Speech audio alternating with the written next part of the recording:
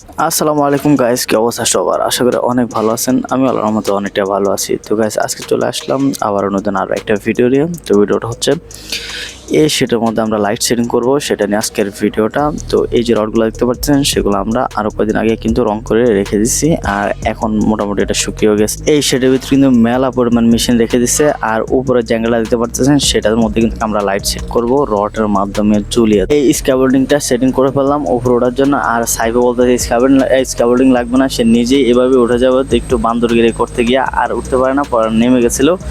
অবশ্যই সাইবে কিন্তু গাছ বাওয়ার প্রচুর অভ্যাস আছে, সেই জন্য ওই এমন করতে পারে। ওই বলছে যে এটা দিয়ে ডাইরেক্ট 30 ফিট হাইটে উঠে যাবে, কিন্তু করতে পারে না। তো আমরা এই জায়গায় স্ক্যাবোল্ডিং পুরোপুরি সেটিং করে পেলাম। আর এইদিকে তার সব দিয়ে টুকরো টুকরো করে কেটে নিয়েছি। এটার মধ্যে আমরা একটা পাইপের মাধ্যমে কিন্তু আমাদের যে রডটা আছে, সেই রডের মাধ্যমে আমরা পাইপ সেটিং করে তারপরে কিন্তু আমরা এই যার মধ্যে কেবলটা মারবো, আর রডের সাইজ অনুযায়ী কিন্তু আমাদের কেবলগুলো কাটবো এবং কি পাইপটাও কাটবো। তো এদিক দিয়ে স্ক্যাবোল্ডিং পুরোপুরি সেটিং করা কমপ্লিট হয়ে যাওয়ার পরও এদিকে আমার মনে হয়েছে যে এখানে একটা বান দেওয়া উচিত, সেজন্য আমি এখানে একটা বান দিয়ে নিলাম। আর যাতে হাতের মধ্যে এবং কি কাপড়ের মধ্যে গুণাতারটা না লাগে, সেজন্য গুণাতারটা এদিক দিয়ে চাপ দিয়ে রেখে দিলাম। তো আমাদের বাঁধা অবশ্যই কমপ্লিট। এখন আমাদের যেটা করবো সেটা হচ্ছে আমরা লাইটগুলো সেটিং করার জন্য সবকিছু রেডি করে ফেলবো।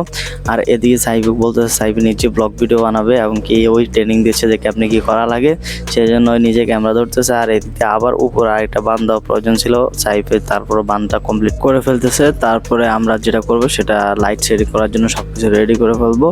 আর এদিক দিয়ে আমাদের যে কেবলগুলো আছে সেগুলো আমরা টুকরা করে কেটে নিচ্ছি। আর এইখানে আরেকটা ভাই আসছে, ওই নিজে বলতেছে যে ভাই কি নিয়ে ভিডিও করছেন, কি আসে বিষয়।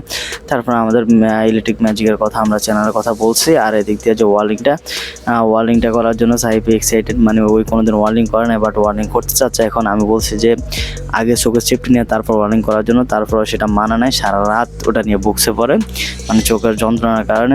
এদিকে ইলেকট্রিক কেবল যেগুলো আছে সবগুলো বের করা হয়ে গেছে, আমরা এগুলাই কিন্তু কেটে তারপরে কিন্তু লাইট অন করবো। এদিকে সাইফ উঠে গেছে স্ক্যাবোল্ডিং এর তার টানার জন্য, আর এদিক দিয়ে উঠে বসে বসে হাই দিচ্ছে। আমরা কিন্তু অলরেডি একটা লাইনের তার ঢুকিয়ে নিচ্ছি ওইদিকে। এই যে ওই জায়গার মধ্যে যে তারগুলো আছে, ওই তারগুলা কিন্তু একটা লাইন অলরেডি ঢোকানো হয়ে গেছে। ওই যে লাল তারগুলা, ওই জায়গায় কিন্তু নিচে সুইচ বোর্ডটা বসবে। আমরা কয়েকদিন আগে যে রডগুলা ভাঙা করছিলাম লাইট লাগানোর জন্য, সেই রডগুলা এখন রশির মাধ্যমে বেঁধে দিয়েছে।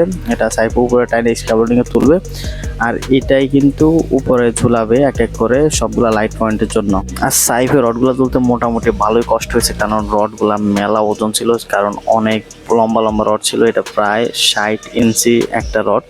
তো চলো আজকের ভিডিওটা কেমন লাগছে অবশ্যই কমেন্টের মাধ্যমে জানাই দিবেন। আর আমার চ্যানেলটা সাবস্ক্রাইব করা না থাকলে অবশ্যই একটা সাবস্ক্রাইব করে দিবেন। আল্লাহ হাফেজ।